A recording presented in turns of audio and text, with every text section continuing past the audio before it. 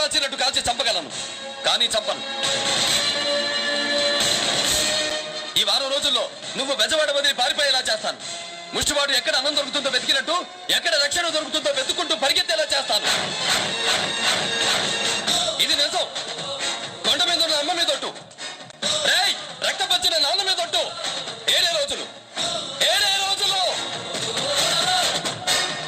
వారు తగలబెట్టింది 4 కోటల మిల్లులు కాదు, 50 సంవత్సరాల చరిత్రని, 500 కుటుంబాల సంతోషాన్ని, ఎన్నో ఏళ్లుగా కాపాడుకుంటున్న నాన్నగారి జ్ఞాపకాన్ని. నా జోలికి వస్తే వదిలేస్తా, నాన్నగారి జ్ఞాపకాల జోలికి వస్తే చంపేస్తా.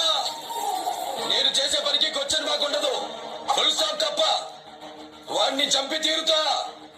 ఇది వేదాంతం కాదు, నా